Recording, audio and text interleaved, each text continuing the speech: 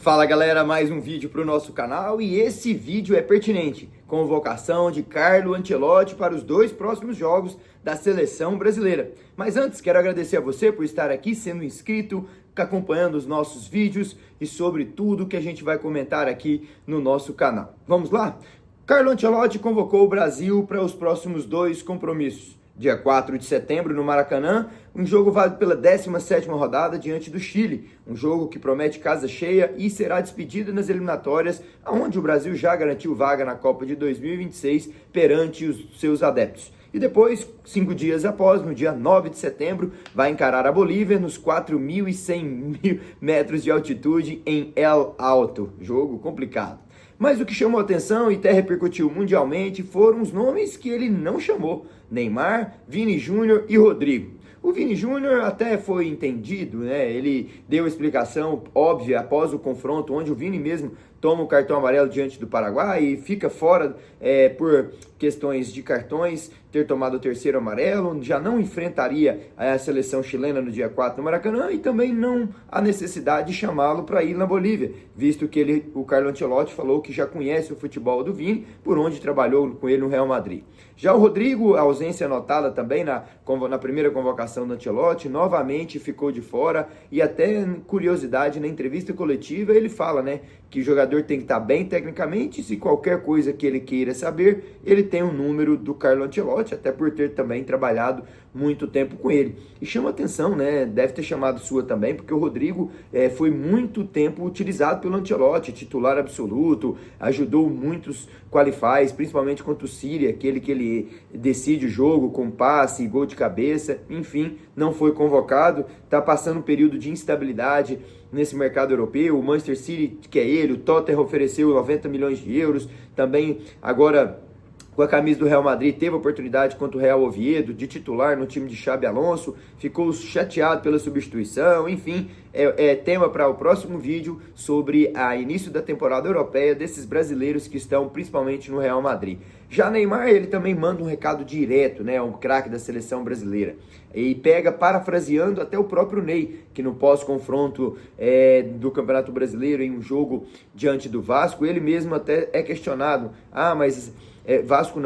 contra o Juventude no Morumbi, em que ele faz 2 gols, um de pênalti e depois um gol em jogada trabalhada que ele coloca para dentro, e ele é até questionado, Juan, um membro da comissão técnica da seleção, estava aqui no Morumbi para te acompanhar, e o Neymar diz, abre aspas, eu não preciso provar nada para ninguém, fecha aspas. E o Ancelotti deve ter ouvido essa entrevista, repercutiu mundialmente. Ele parafraseia mais ou menos o menino Ney na sua pós-coletiva, dizendo o seguinte: Neymar precisa estar bem tecnicamente, assim como todos os outros jogadores.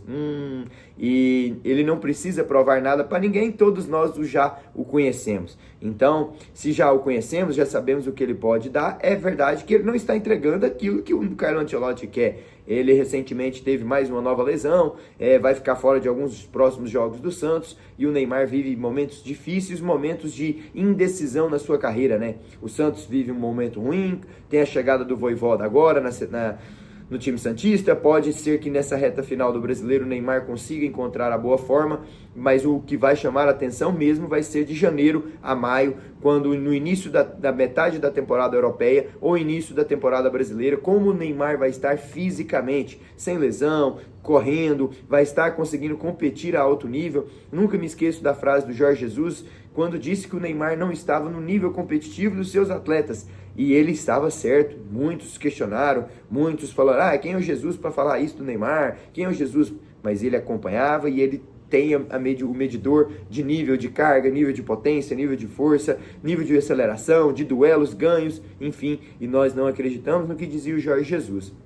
A verdade é que o Neymar conseguiu fazer alguns jogos consecutivos, mais de 90 minutos com a camisa do Santos, algo que não acontecia lá desde 2023, mas ainda está longe de ser convocado para a seleção brasileira, palavras do próprio Ancelotti. Mais novidades também que nós encontramos nessa lista de observações, digamos assim, como ele mesmo traz novamente o Lucas Paquetá, que fez até um gol no início da temporada europeia na Premier League, na derrota para o Chelsea. Ele diz que está trazendo o Paquetá para observá-lo, porque ele é um jogador coringa, joga em várias posições no meio campo, segundo volante, um meia mais avançado, um falso 8, também pode ser aberto como quarto homem do meio campo ali pela esquerda. Então o Ancelotti gosta dessas nuances, né? Ele gosta de entender como o jogador e o adversário vai se portar. Prova disso foi quantas vezes ele utilizou também o Rodrigo e o Vini mais por dentro, deixando o Benzema, deixando o próprio Kylian Mbappé um pouco mais isolado. Então vamos ver como o próprio Lucas Paquetá vai se portar, visto que ele foi absolvido daquele problema que ele estava sendo acusado lá na Inglaterra. Então está perfeitamente com a cabeça, um mental mais forte para se mostrar desta vez nesses 2 jogos, ou então nessas sessões de treinos, né? Visto que a seleção terá um prazo mais alargado, vão ser aí quase 10 dias juntos, algo que não acontecia, visto do distanciamento do jogo do dia 4 para o dia 9 na Bolívia. Então vamos ver se o Ancelotti consegue aí, nessa apresentação da seleção brasileira, que vai ocorrer no dia 1º de setembro até o dia 9, observar alguns jogadores, assim como o Andrei Santos do Chelsea, que depois de uma boa temporada na França, volta ao Chelsea, é campeão mundial e agora tem a oportunidade com o Ancelotti também de se mostrar. João Pedro, que fez mais de 30 gols em 70 jogos com a camisa do Brighton, foi campeão mundial com o Chelsea em 2 jogos, 2 gols, lembrando bem que ele fez gol na final contra o Paris Saint-Germain, fez gol contra o Fluminense também nas semifinais, 2 jogos e 3 gols no Mundial, hein? São números extraordinários, e na Premier League já tem 2 assistências e 1 gol em 2 jogos. Ao lado dele também outro brasileiro que é convocado, o Estevão, né?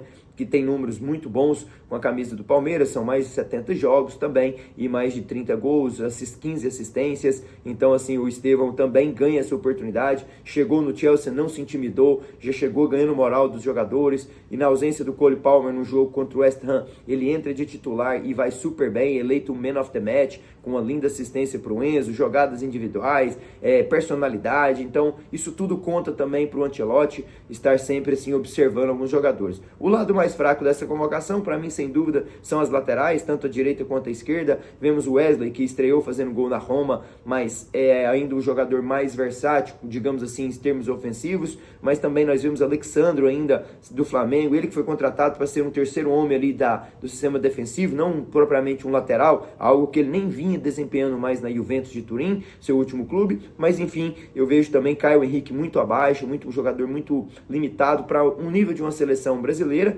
Mas enfim, é o elo mais fraco nosso. Nós estamos sofrendo com esses laterais, tanto na direita quanto na esquerda. Penso que foi uma seleção não tão diferente do que nós esperávamos. Muito se falou dele observar jogadores do Santos, jogadores até do Coritiba na segunda divisão, o qual o Pedro Morisco vem se destacando, o goleiro. Foi visitar a Fonte Nova, onde viu Luciano Juba, onde viu alguns jogadores do Bahia, inclusive Cauli, o próprio Jean. Então assim, não me chamou muita atenção a essa mudança tão drástica que era esperado, né? Matheus Cunha também na linha ofensiva, Richarlison, que começou bem, tem experiência de Copa do Mundo, também foi convocado na linha ofensiva. Então vamos ver, assim como o Rafinha, que deve ser um titular, deve estar na próxima Copa do Mundo, é a seleção do Carlo Ancelotti. No gol ali ele chama o próprio Alisson, né, que deve ser o titular do Brasil em mais uma Copa do Mundo, chama o Bento também, e o Ederson fica de fora por estar nesse momento de instabilidade no Manchester City. Vamos ver, e ele dá a oportunidade para o Hugo, né, também o goleiro do Corinthians, é o terceira força. Penso que o esboço da seleção para a Copa já está aí, então não espere muitas mudanças. Eu penso que dos nomes que vão ser eleitos, desses nós podemos tirar aí no mínimo 70% já estão aí, e se continuarem tendo uma boa temporada, certamente estarão lá na próxima Copa do Mundo. Um beijo grande para vocês, espero que tenha gostado. Prepare-se para o próximo vídeo, eu vou te trazer detalhes sobre como Vini Júnior e Rodrigo não vivem bom momento no Real Madrid. O Vini é primordial, mas a temporada europeia dele no ano passado foi bem abaixo, e no próximo vídeo eu vou te mostrar o porquê. Tchau!